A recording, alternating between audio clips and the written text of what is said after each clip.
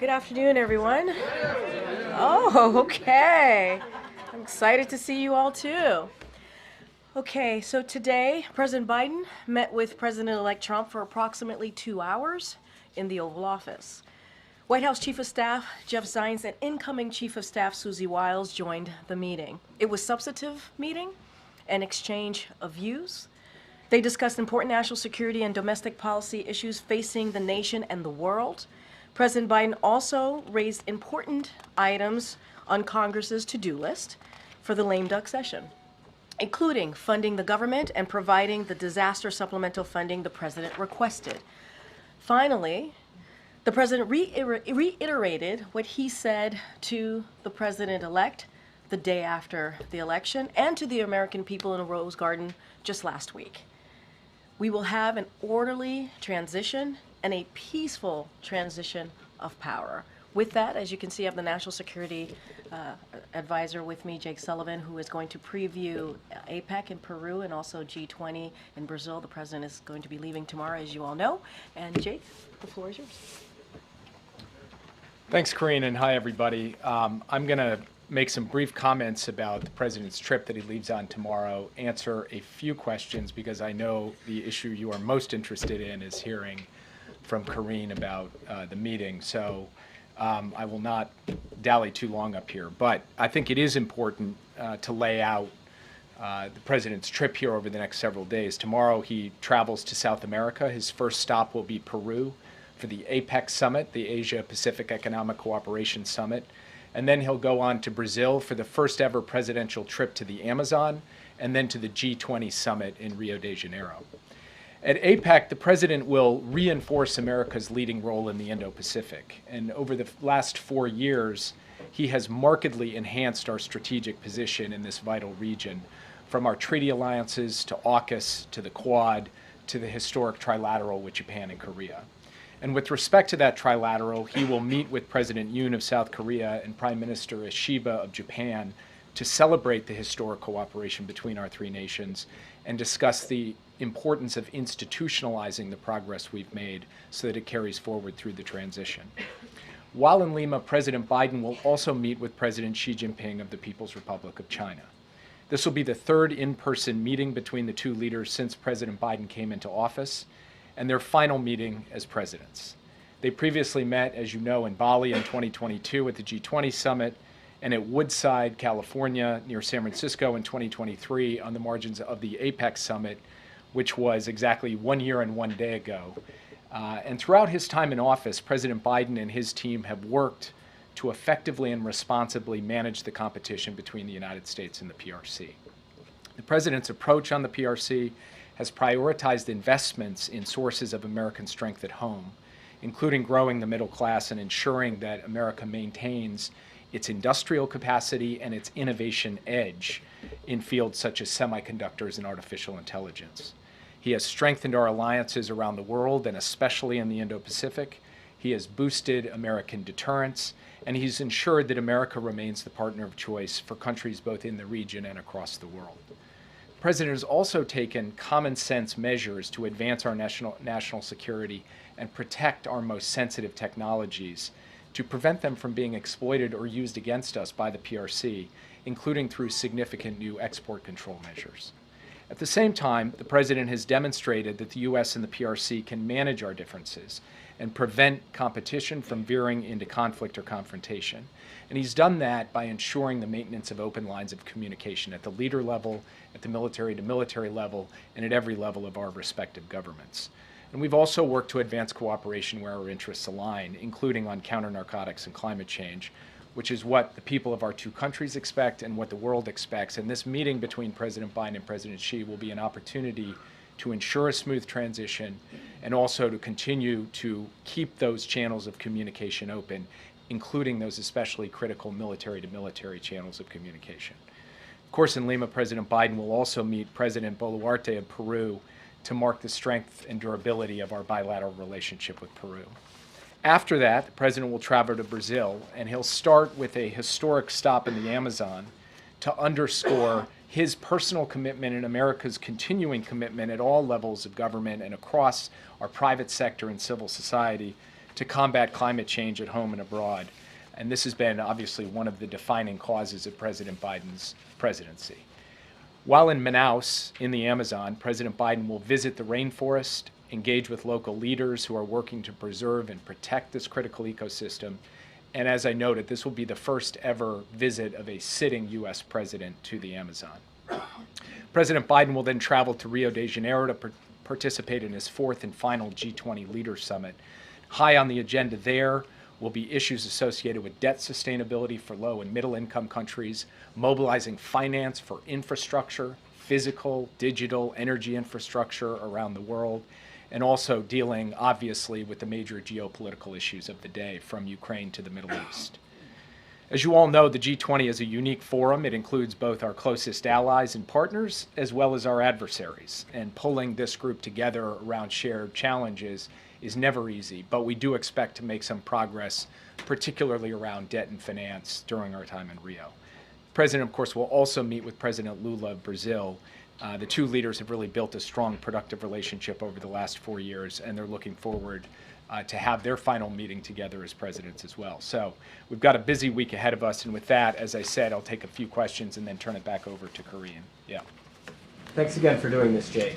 In the run-up to the election, President Biden warned that allies were worried about America's commitment to the world. What's his message to those allies after this election? Well, he's going to have the same message that he's had for 4 years as president, which is that he believes that America's allies are vital to America's national security. They make us stronger. They multiply our capability. They take a burden off of our shoulders. They contribute to our common causes, including the cause of standing up for freedom and territorial integrity in Ukraine. And as I noted in my opening comments, when he goes to this Asia-Pacific summit in Peru, he'll go with our alliances in the Indo-Pacific at a literal all-time high. Japan, Korea, Australia, the Philippines, a really remarkable record over 4 years, and that's what he's going to hand off to President Trump.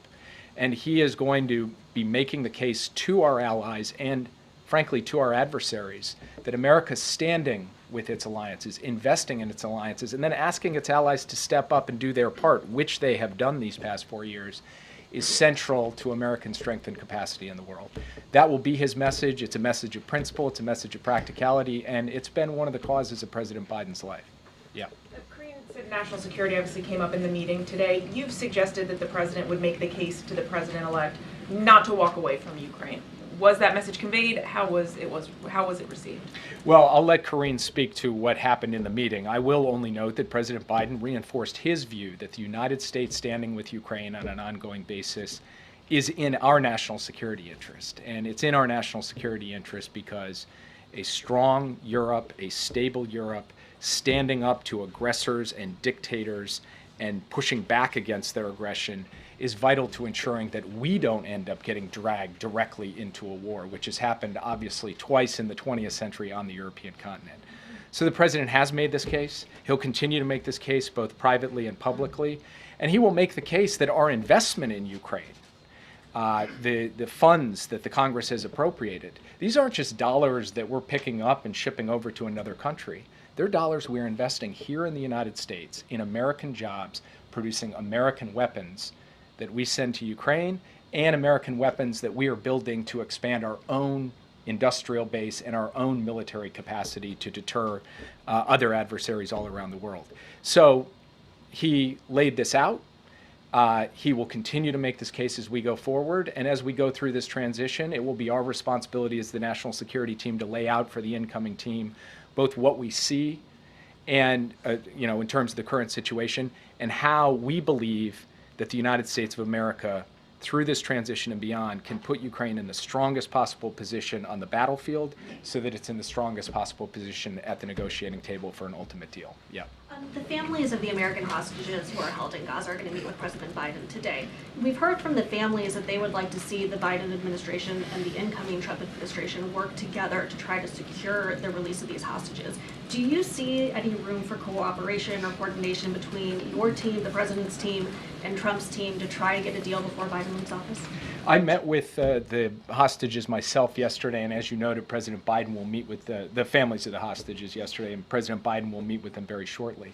And they asked me this question, and I was very simple and emphatic with them. Yes, of course we're prepared to work with the incoming team in common cause on a bipartisan basis to do everything in our collective American power to secure the release of the hostages, both living and deceased. So we are open to have that engagement, have that collaboration, and we will continue to work in every remaining day that President Biden has in office, that we have in these jobs, to try to bring those hostages home to their loved ones. Just to clarify real quick though, there's been no discussion yet with the Trump team about doing that? Well, I will say that this is a topic, obviously, the American hostages being held in Gaza that President Biden and President Trump covered today, but we have not had the opportunity to engage with the incoming team yet. I'm only expressing, standing here today, as I did to the hostage families yesterday, we are very much willing to do so, and we've sent a signal to the incoming team that we're prepared to work with them on this issue, as with every other issue, because President Biden's cardinal direction to us is ensure a smooth and orderly transition. On that, are you finding the Israelis as responsive to Biden administration inquiries or requests, given that we know the Prime Minister is in pretty frequent touch with the President-elect? I had the opportunity to sit down yesterday with the Israeli Minister of Strategic Affairs, Ron Dermer. We had a detailed discussion about every element of the current situation in the Middle East, and it was a constructive discussion.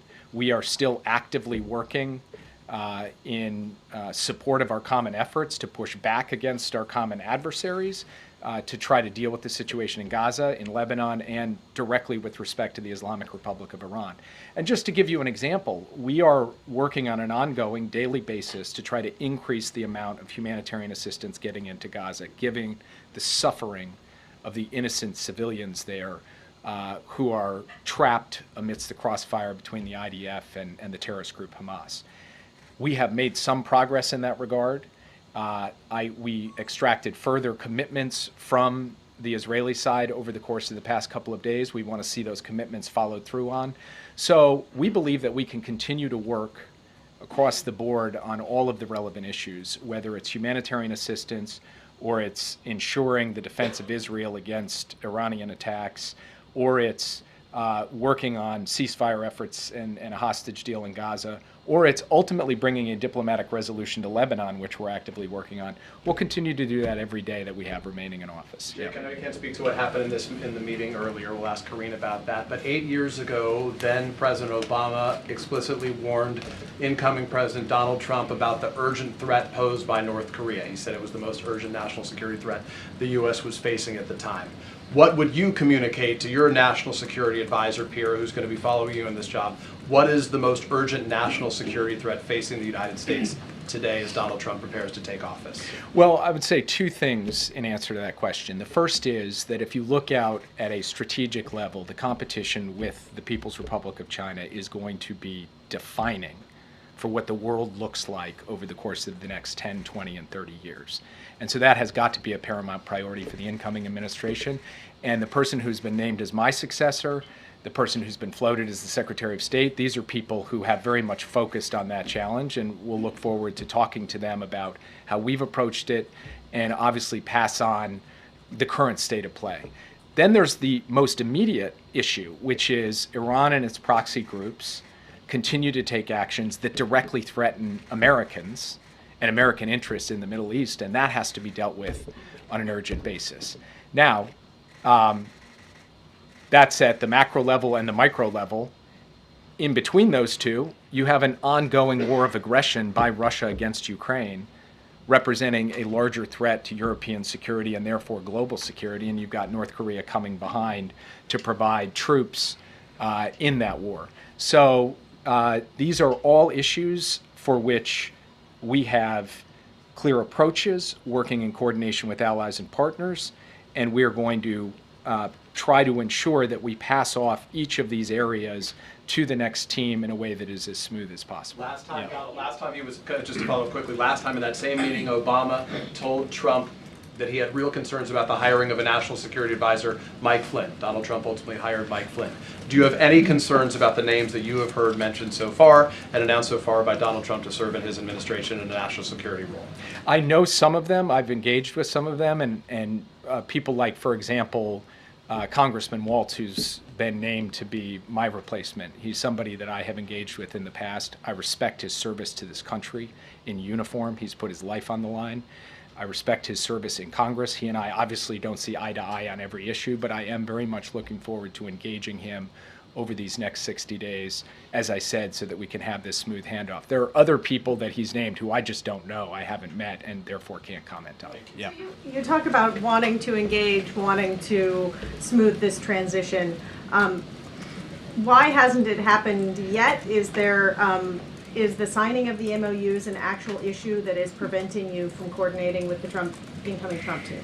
So I'll defer to Karine to kind of go into the nitty-gritty. What I'll say at a broad level, though, is the MOU creates the opening for the landing teams to arrive at the agencies, to include the NSC.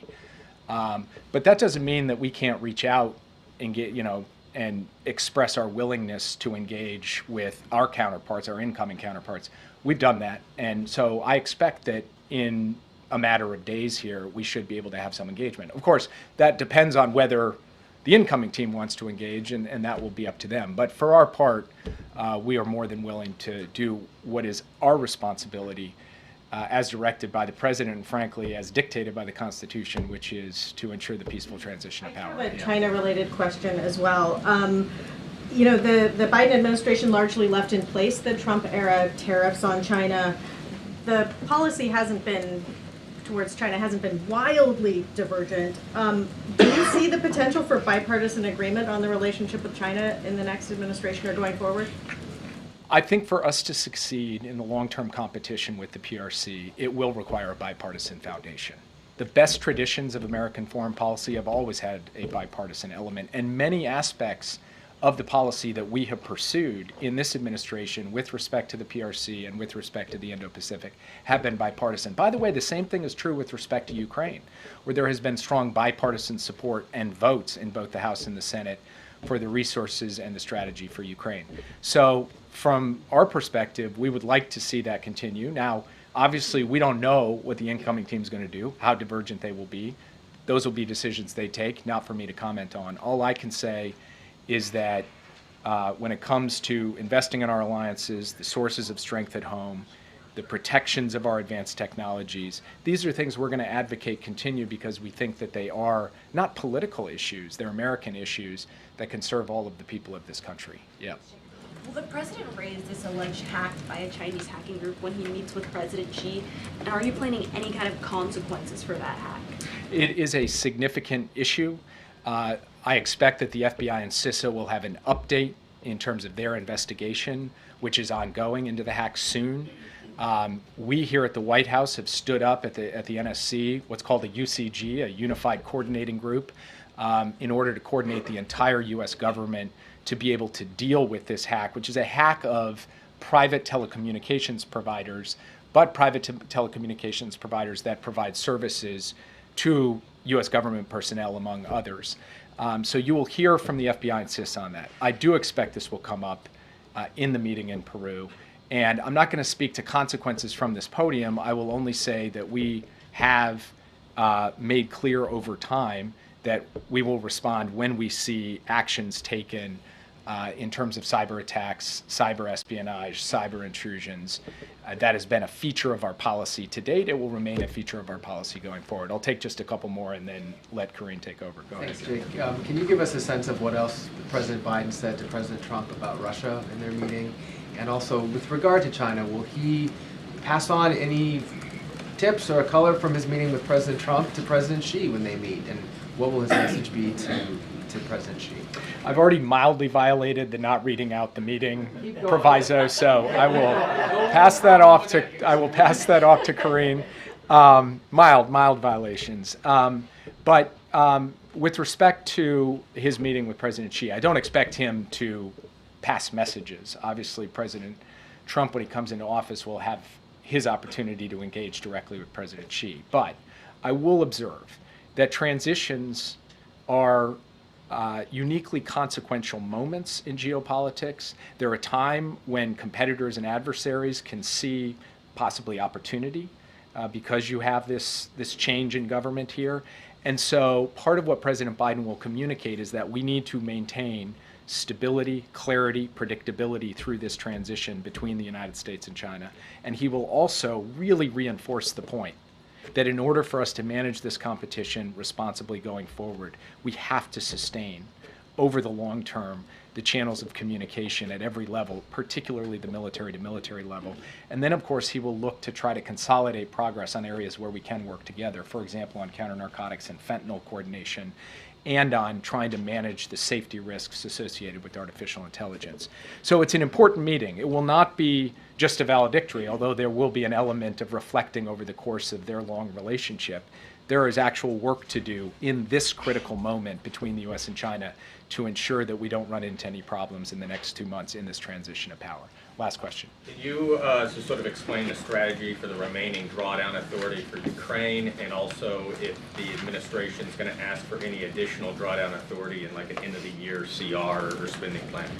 So the president has made clear, and he has directed his team to ensure that every dollar that the Congress gave to him, authorized him to spend, he will spend on behalf of Ukraine before he leaves office. Now again, these are not dollars he's putting on an airplane and flying across the ocean. These are dollars he's investing in the American defense industrial base. As we provide weapons to Ukraine, we make new weapons to give to the U.S. military. All of those dollars will be spent, will be obligated by the time he leaves office on January 20th. Therefore, it only stands to reason that in the next 2 months, the administration will signal to Congress that we would like to see additional funds for Ukraine for 2025 so that they can be in the best possible position, the strongest possible position to negotiate, to ensure they achieve their objectives, that they win at the negotiating table. Now, what form will that take? CR, et cetera. I'm going to not get myself in trouble by turning into the OMB director up here. I will just say that the administration very much sees the necessity and the logic of seeking additional resources for 2025, since we are doing what Congress asked us to do, which is dispersing the funds they gave us for 2024. And with that, I'll turn it over to Amazon policy question. Jake on the Amazon tree. Thank you, Jake. Congrats on becoming a congressional spouse. I just have one more thing, and then I'll go into your questions. So today, the President and the First Lady welcomed nearly 200 education and workforce leaders to the White House for the Biden-Harris administration's Classroom Career Summit. The administration's Investing in America agenda is creating millions of good-paying jobs, many of which do not require a 4-year college degree, and its investments will continue to drive job creation for years to come. The summit highlighted the record progress to expand career pathways to these good-paying jobs in infrastructure, clean energy, advanced manufacturing, and so much more. With that, Josh, it's good to see you, as always. Good to see you, Karine. Regarding the meeting. Yeah. President Biden has given a lot of statements about his concern for the U.S. democracy. Did he share any of those concerns with President-elect Trump in their meeting about what he feels should be done or needs to be done? So I'm not going to go into granular detail of what was discussed in the meeting. What I can say that it was indeed very cordial, very gracious, and substantive. And I mentioned at the top, national security was discussed, domestic policy issues were discussed. I had an opportunity to speak with the president in the Oval Office right before coming out to do this press briefing, because I wanted to make sure that I got what the president wanted to share with all of you. So certainly that everything that I'm saying is sanctioned, if you will, by the president. He wanted you all to know that the president-elect, again, was gracious, came with a detailed set of questions. It was, again, substantive. But I do want to take a little bit of a step back here, because it's really important to note, and you're going to hear me continuing to say this over and over again, the importance of having a smooth transition, an importance of having an orderly transition. The president respects the will of the American people and wants to make sure that occurs. That is what he believes the American people deserve. And so that is as far as I can go. That is what I am sharing with you from the president directly. And look, we're going to make sure, as Jake Sullivan was saying, that his team has what they need, right? They want to make sure that it is indeed an efficient, effective transition, so that we hand over the people's business so that they can continue the people's business. Can you say how President Biden answered some of those detailed questions? I will say that the president certainly looked forward to the meeting, appreciated the conversation, and answered any questions that the president-elect had, offered up his thoughts, but I'm not going to go any further than that. Get Mary.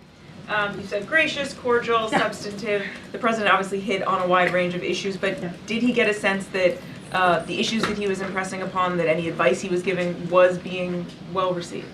I think so. I think that's why the president was wanting me to let you all know that there was a very good back and forth, and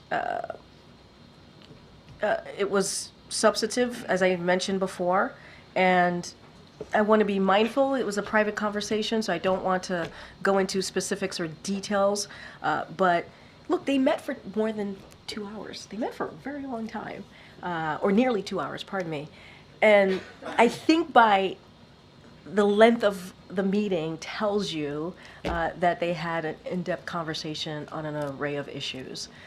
And so, look, the president reached out to the president-elect wanting to make sure that he gave an opportunity to the president-elect, afforded him that opportunity to have a meeting with him to talk about the different issues that matter to the American people. But nearly 2 hours says a lot about how the meeting went. Any plans to keep a line of communication open? The president is always going to obviously keep that line of communication open to the president-elect.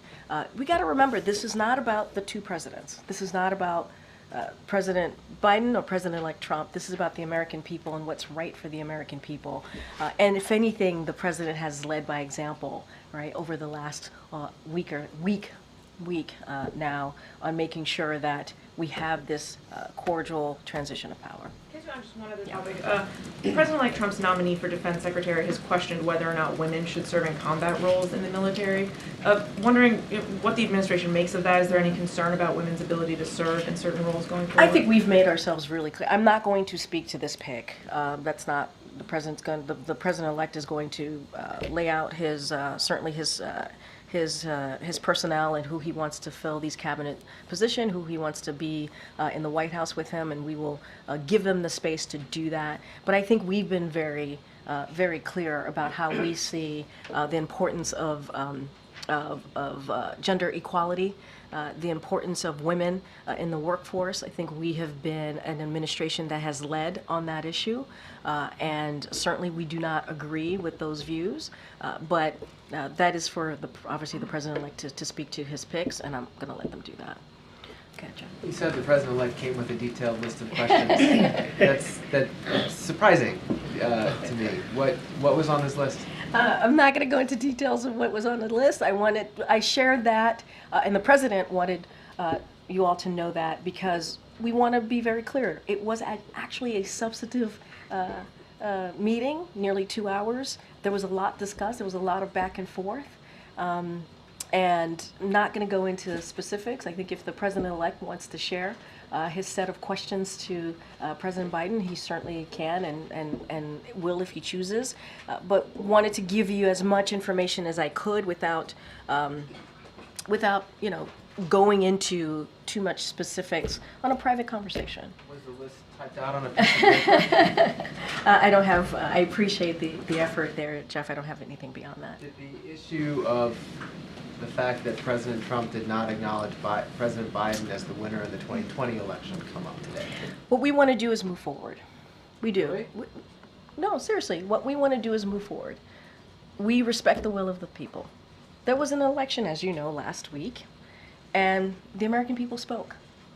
And so the president is going to make sure that he puts the American people first.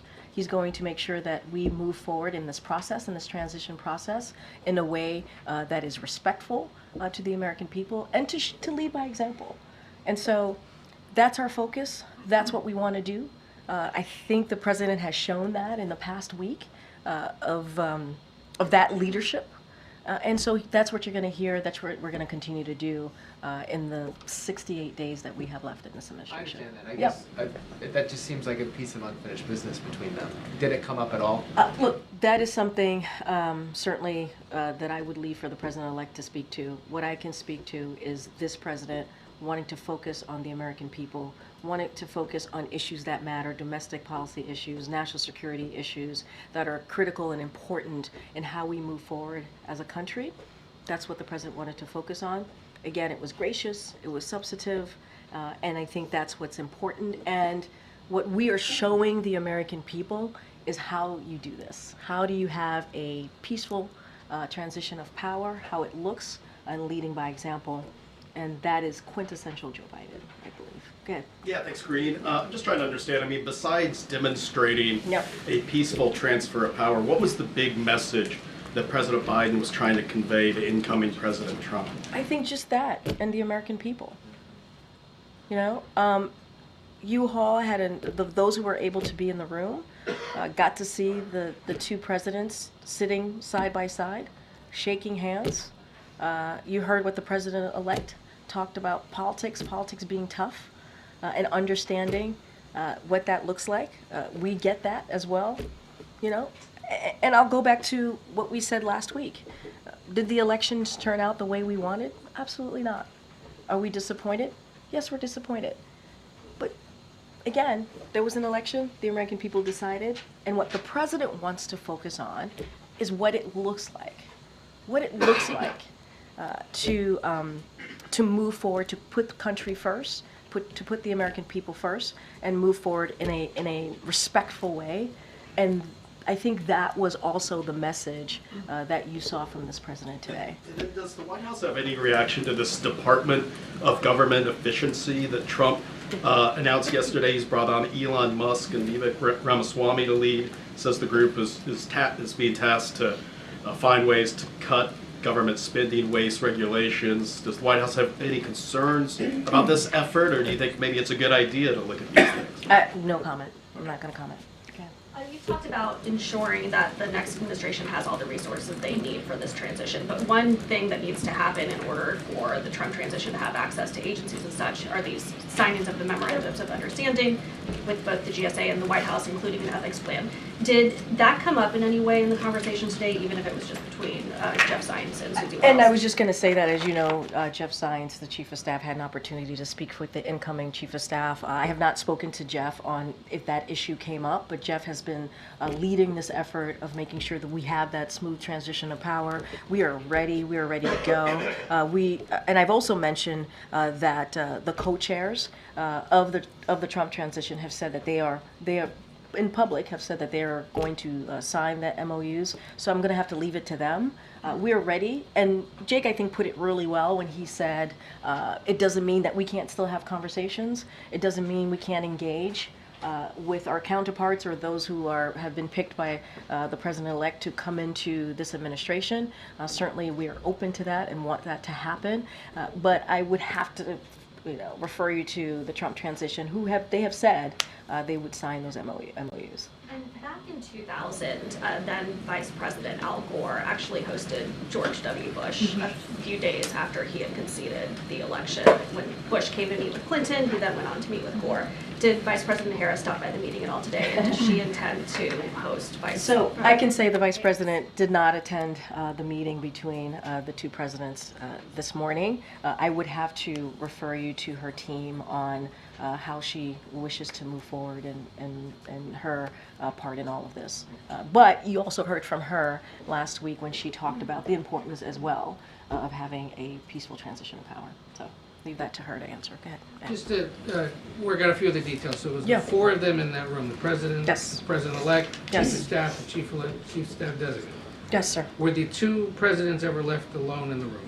I don't have anything beyond what I shared. What I can say is it happened for approximately 2 hours. And it included the current chief of staff, the incoming chief of staff, and obviously the two presidents. I can't speak if the presidents had not, the presidents themselves, President-elect and President Biden had an opportunity to speak privately. I can't speak to that. I didn't ask. Started over in the diplomatic room, right? And then they... Right. So, to your point, you are correct. We sent out a pool note about how the President Biden, and also First Lady Dr. Biden greeted President-elect Trump upon his arrival, and just to add a little bit of color there, she gave the President-elect a handwritten letter to congratulate Mrs. Trump.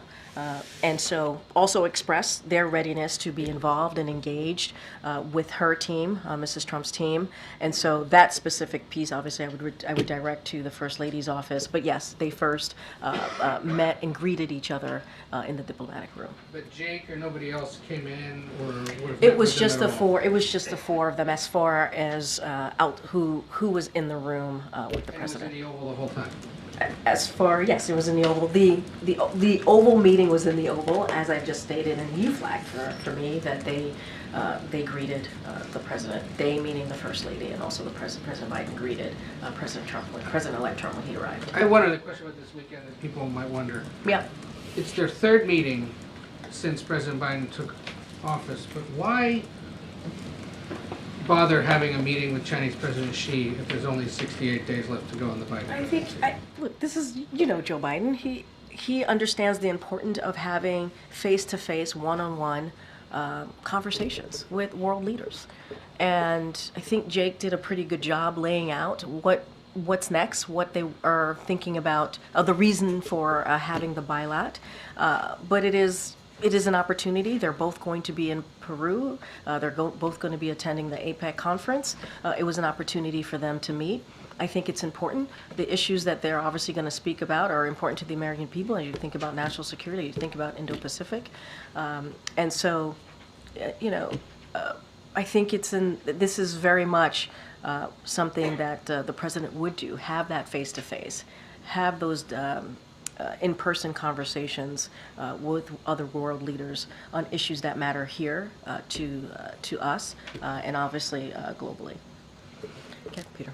Thanks, Karine. Did President Biden show incoming President Trump anything classified? No. No. Why not? Why would he? This was an opportunity for them to speak candidly, openly. I've said to you that it was gracious, it was incredibly substantive, and I'll just leave it there. The last time these two were together in the same room was at the debate. They talked a fair amount about playing golf. Do you know if a plan was made for them to play golf in President Biden's retirement? Actually, that's not the last time they saw each other. They saw each other at September 11th. I'm going to move on. Go ahead, Ed. In the meeting, we saw a unified front related to a transition in the Oval Office meeting. But a lot was said on the campaign trail, like Trump is a dangerous threat to our country and our democracy. Was there an apology today? I'm sorry? Was there an apology from Apology from from President whom? Biden for the words, some of the words used? An apology from the President Biden. To President-elect Trump for some of the words that was used on the campaign trail. Look, and I've answered this a couple of times about a threat to democracy in the past week. The president is going to always feel obligated to be honest with the American people. What he says still stands. And it's not just him. You heard this from former staffers. You've heard it from the former chief of staff, John Kelly, and others. You've heard it directly from the president-elect, the former president, about enemy of the people. Very, very clear. Very clear. What we want to be also very clear about is the importance of listening to the will of the American people. There was an election. It is important to respect our institution. It is important to respect the free and fair elections. And that's what this president is doing. Leading by example and putting that aside and putting the American people first. But what he said still stands. And it's not just him. We should not just put this at the president. His own people said this. So I want to be really, really clear about that and not forget the facts. There are facts here that we should certainly also lift up as you're asking me these questions. Go ahead, Anita. Thank you. Did the two presidents discuss transatlantic security or climate change efforts and the U.S. role in that? And relatedly, what is President Biden's message to G20 leaders on these two issues and on the institutions and frameworks that hold them up? I'm talking about NATO and the Paris Agreement. Yeah, so look, obviously they talked about national security issues, mentioned that already. There was a substantive, pretty detailed set of questions that the president-elect presented the President Biden with. They went back and forth on that. I don't have anything, I'm not going to get into the nitty-gritty, into the specifics of what those topics were. Not something that I'm going to do from here. And look, the president is looking forward to going to the G20. You heard Jake do a pretty good laydown of the importance of the president going. It will be his last G20. Obviously, he's also going to go to APEC. APEC will be first. And the importance of meeting with these world leaders on issues and matters that are important to the American people. That's what you're going to see. This is going to be a continuation of the progress that we have made in almost 4 years on the world stage, whether it's talking about Ukraine and continue to support Ukraine, talking about Indo-Pacific, talking about the Middle East and how to move forward here. And so all of those issues and topics are certainly going to come up. And the president looks forward to having those conversations. That we know that President-elect Trump does not look favorably upon NATO or upon the Paris climate change agreement. That's something for the president-elect to speak to. I mean, he has. What we have done here in the past 4 years is strengthen NATO. What we have done here is making sure that we strengthen our relationship with allies and partners.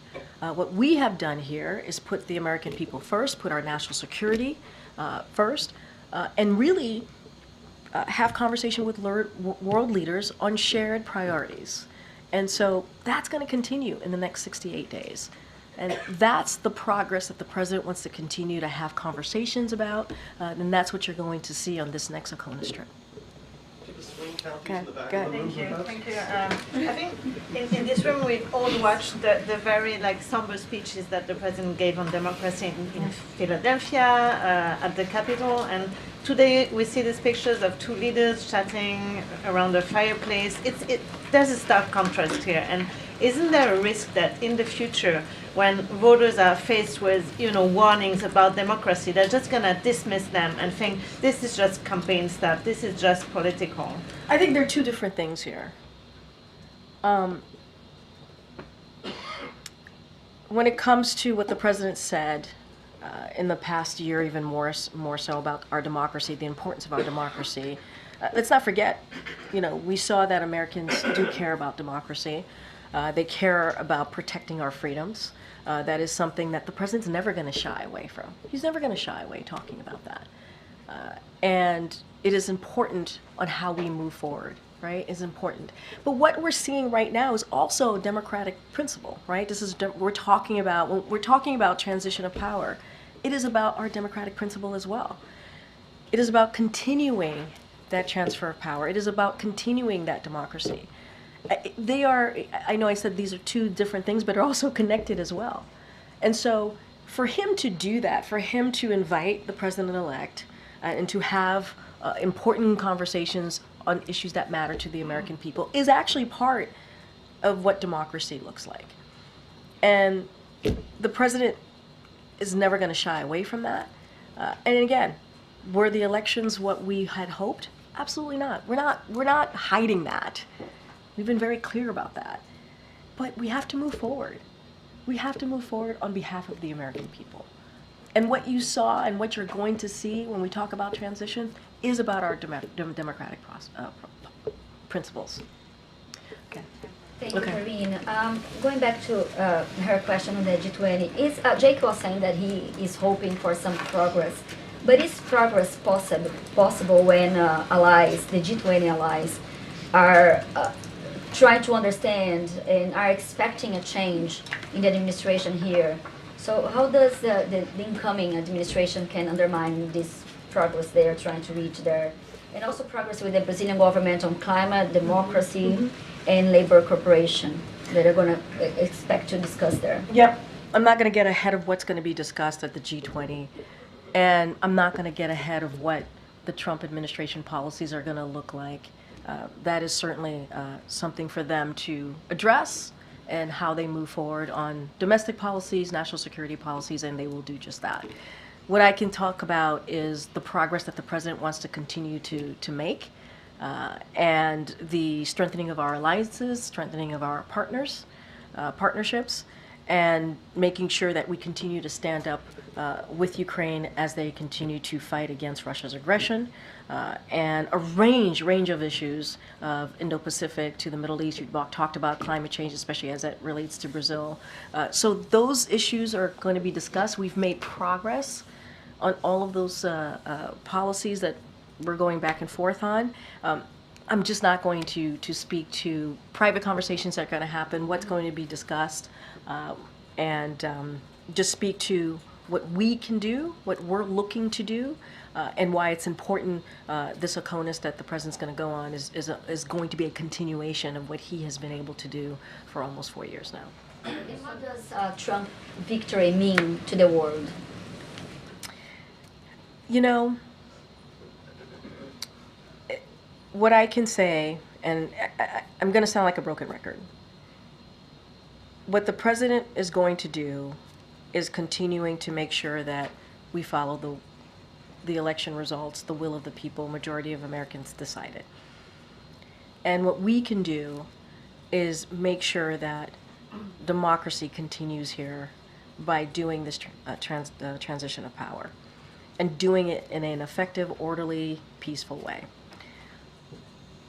And the president is going to focus on the progress that he's made. He has relationships with these world leaders, obviously, not just for some of them, not just the past almost 4 years, but for some time.